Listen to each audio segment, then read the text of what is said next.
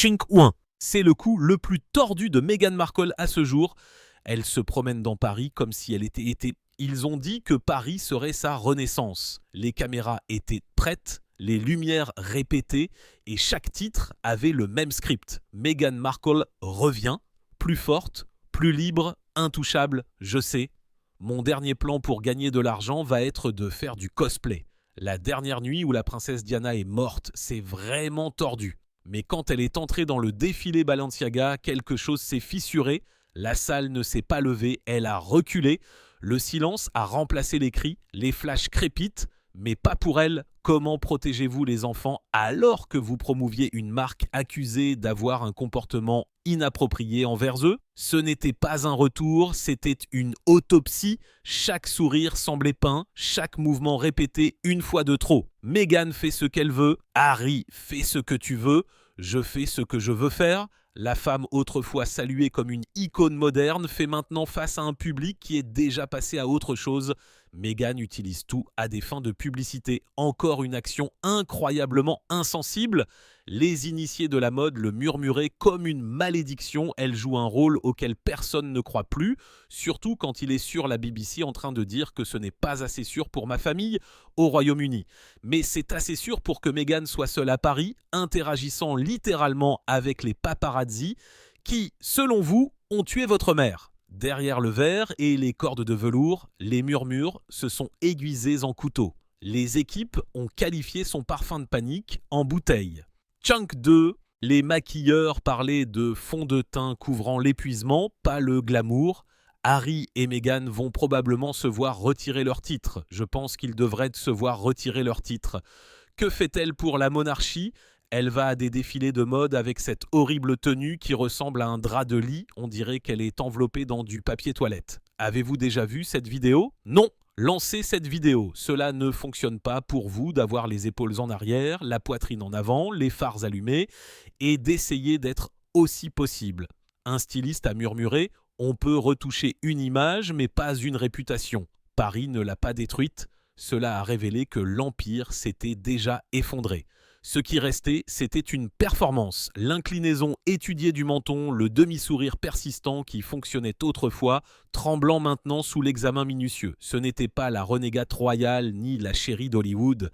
C'était une femme debout à l'intérieur de son propre mythe alors qu'il brûlait, faisant semblant de ne pas sentir la chaleur. Et alors que la foule regardait dans un parfait silence glacial, une question planait plus lourdement que le parfum dans l'air. Était-ce le moment où l'illusion de Meghan Markle s'est finalement brisée ? Cela s'est passé à Paris, au défilé Balenciaga, saison d'automne, la piste la plus gardée de la ville. Pas le chaos d'un tapis rouge de tabloïd, mais un temple du pouvoir tranquille où les gestes, pas les mots, décident qui compte encore. Meghan Markle était censée être assise en tant qu'invitée de prestige, un symbole d'évolution. L'actrice devenue royale, devenue figure mondiale, reprenant sa place parmi l'élite de la mode. Mais les murmures ont commencé bien avant l'ouverture des portes. Les invitations ont été retardées, son équipe de glamour est arrivée en retard et la maison elle-même était silencieuse. Les observateurs de l'industrie ont noté ce que les initiés savaient déjà. Ce n'était pas un partenariat, c'était une courtoisie, un siège, pas une déclaration. Et elle a fait tout cela après s'être associée à la marque de mode douteuse de scandale infantile Balenciaga lors d'un voyage bizarre à Paris. Balenciaga n'a pas publié de photos officielles la mettant en vedette. La page de la marque n'a pas mentionné sa présence. Chunk 3. Dans le langage de la couture, ce silence parle plus fort qu'un scandale. Un styliste basé à Paris qui a travaillé en coulisses l'a décrit simplement. On nous a dit de rester poli, pas promotionnel. Un autre initié a déclaré que l'ambiance était étrangement formelle, comme si tout le monde regardait l'histoire se terminer, pas commencer. Il n'y avait pas de sourire des rédacteurs, pas de rapprochement des designers, juste un professionnalisme froid. Le genre réservé aux invités du passé, pas aux icônes du futur. Et alors que les images se répandaient en ligne, une question a suivi à travers les cercles de la mode. Si c'était le retour de Meghan Markle, pourquoi avait-on l'impression d'un adieu ? Parce que la vérité n'était pas dans les lumières, elle était dans le silence. Un silence assez lourd pour suggérer que quelque chose avait changé, quelque chose d'irréversible. Mais avant cela, pensez-vous que l'apparition de Meghan à Paris était une véritable tentative de retour ou juste une autre séance de photos mise en scène qui a mal tourné? Laissez vos réflexions ci-dessous. Meghan est entrée dans ce monde comme s'il s'agissait d'un plateau de tournage hollywoodien, supposant qu'elle pouvait réécrire le scénario, se centrer dans chaque situation et supprimer tout ce qui ne correspondait pas à son récit. Pendant des années, Meghan Markle a vendu au monde une histoire soignée, intentionnelle, perfectionnée, une histoire de renaissance après la royauté, d'une femme se relevant des décombres avec l'élégance comme armure. Mais Paris a déchiré ce script ligne par ligne sous la lumière la plus crue imaginable. Le récit officiel l'a dépédigné comme l'invité que tout le monde voulait. Pourtant, à son arrivée, la foule ne s'est pas penchée en avant, elle s'est penchée en arrière. Les applaudissements, quand ils sont venus, étaient minces comme du papier. Un geste de courtoisie plutôt que d'admiration. Devant les caméras, elle souriait comme une statue entraînée à jouer la grâce. Pour la salle, elle rayonnait une tension qu'aucune robe de créateur ne pouvait cacher. Ce n'était pas de la haine, c'était de l'indifférence, et c'est bien plus mortel. Dans une industrie construite sur le culte, l'indifférence et l'exil final, les sièges autour d'elle étaient remplis de pertinence. Elle était entourée, pas célébrée. Son équipe a essayé de chorégraphier l'illusion, la vague subtile, l'inclinaison de la tête, le regard cinématographique, mais le timing était mauvais. Même sa pose, autrefois imposante, ressemblait à un écho d'une performance passée depuis longtemps, sa soirée de clôture. Chaque image était censée crier au retour. Au lieu de cela, elle murmurait l'effondrement. L'éclat avait l'éclat du désespoir. Chunk 4. Le genre qui apparaît quand les applaudissements s'estompent, mais que les projecteurs refusent de le faire. Paris ne l'a pas hué, elle l'a disséqué. La ville qui couronne la royauté de la mode lui a tendu un miroir à la place. Et dans ce miroir, le mythe s'est fissuré non pas à cause d'un scandale, mais à cause du silence. Parce que parfois, la destruction la plus cruelle ne vient pas des ennemis, elle vient du moment où le public cesse simplement de croire. Pourquoi pensez-vous que le monde de la mode s'est soudainement refroidi envers Meghan? Était-ce de la jalousie, de la fatigue ou quelque chose de plus profond? Faites-le moi savoir dans les commentaires. Avez-vous vu ce moment juste ici? C'était presque aussi gênant. Elle pense que quelque chose est drôle, ce n'est clairement pas le cas. Se tourne vers Marcus Anderson, son meilleur ami gay qui est derrière tout cela, voulant qu'il se joigne à elle. Il se dit « Pas question, fais juste demi-tour, comporte-toi, j'ai ce boulot pour toi, espèce de femme stupide, comporte-toi juste !»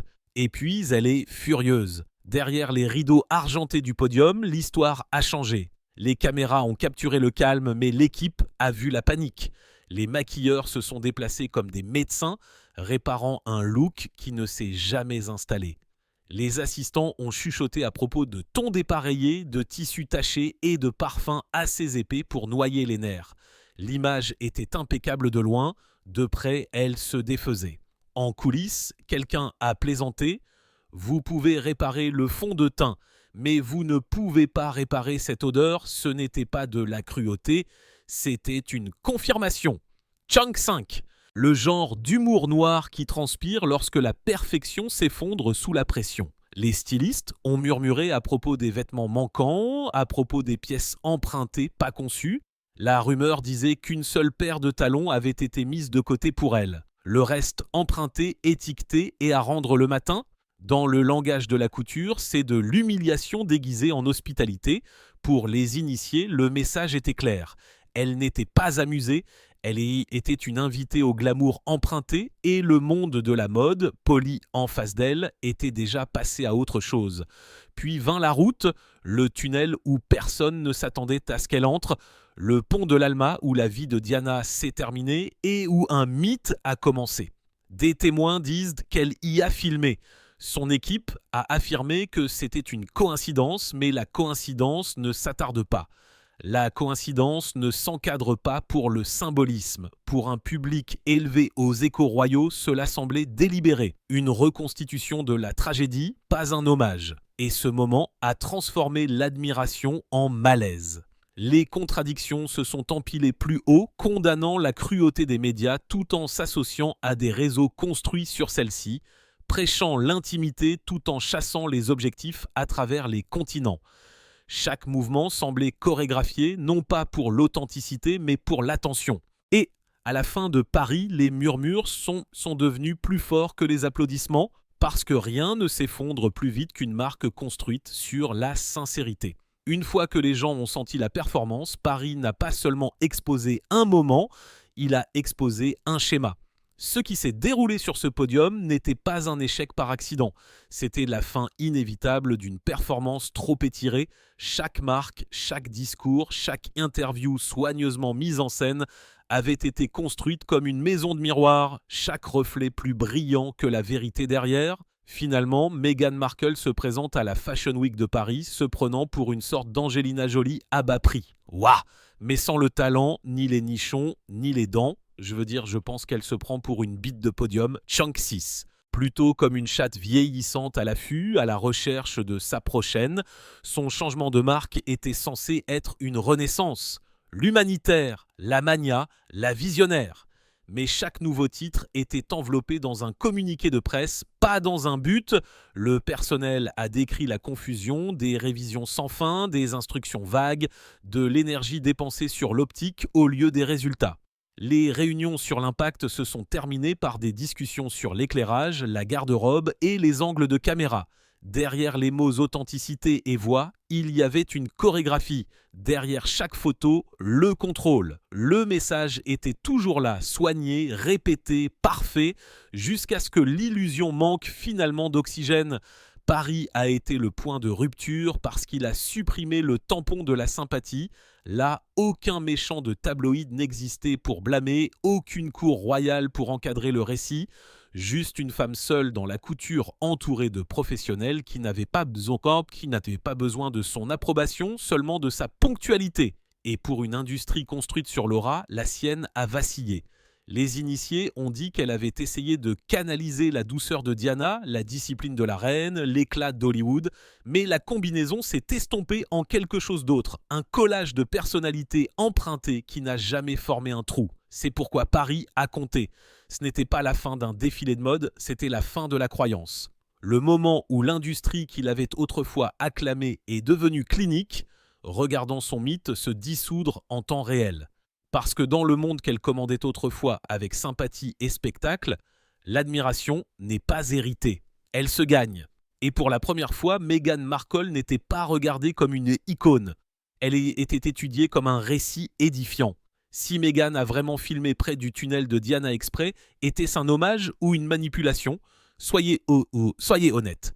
Quelle est votre opinion ? Et puis vous la voyez les pieds nus croisés devant elle comme si le monde était à mes pieds ? C'est tellement amusant. C'est là où la grand-mère de mes enfants est morte. Chunk 7. Bon moment, laissez-moi mettre ça en ligne. Lorsque les lumières de Paris se sont éteintes, l'industrie n'en a pas débattu, elle a décidé. En 48 heures, les services de relations publiques ont cessé de répondre aux appels qui se précipitaient autrefois pour collaborer.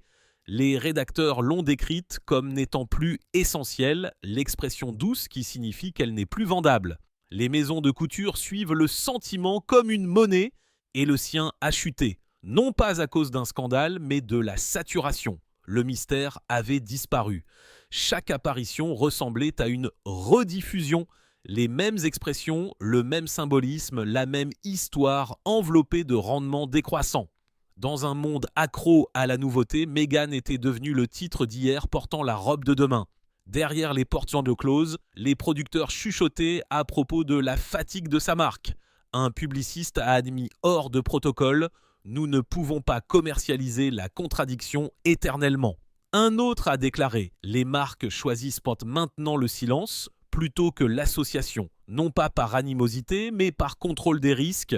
Même la presse, autrefois son mégaphone, est devenue pragmatique. Les chroniques qui romantisaient autrefois son indépendance analysent maintenant ses métriques. L'engagement est en baisse, l'intérêt se refroidit.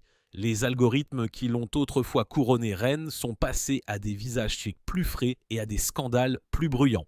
La présence de Harry, autrefois son bouclier émotionnel, n'a fait qu'approfondir l'optique de l'égouttement. Un prince sans palais, une célébrité sans cause.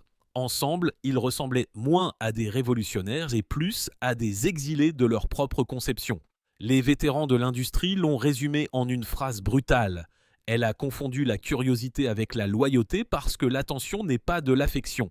Et Paris l'a prouvé. Les applaudissements de cette nuit n'étaient pas une célébration, c'était une clôture, une reconnaissance collective que la performance avait suivi son cours. Dans la mode, le silence n'est jamais neutre.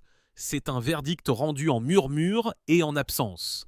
Et lorsque les portes se sont refermées derrière elle, le monde n'a pas hué, il a simplement détourné le regard. Lorsque la gloire commence à s'estomper, elle ne disparaît pas du jour au lendemain, elle se fracture un reflet à la fois.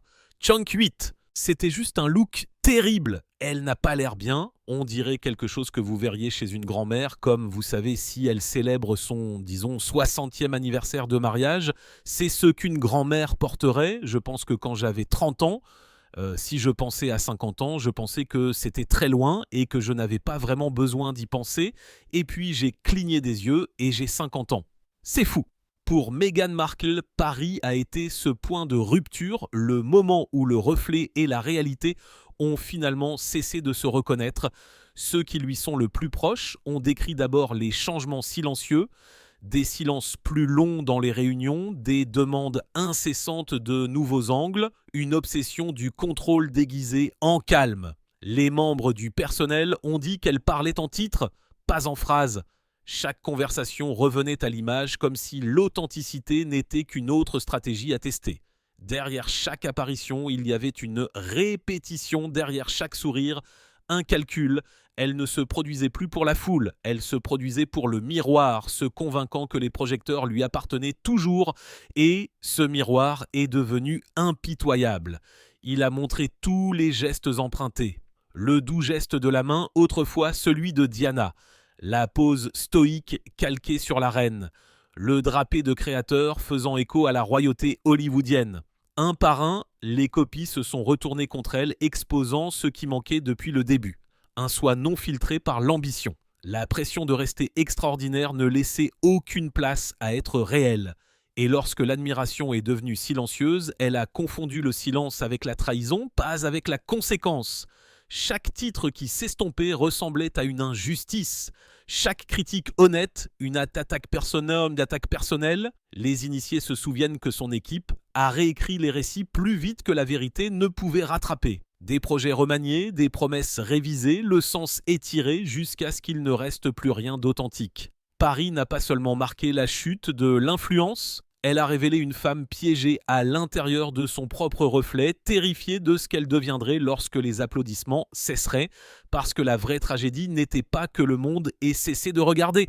Chunk 9, c'est qu'elle ne savait plus qui elle était quand c'est arrivé. Peut-être que Paris n'a jamais été une question de mode, peut-être que c'était un miroir auquel elle ne pouvait plus échapper. Les caméras n'ont pas capturé la cruauté, elles ont capturé la clarté.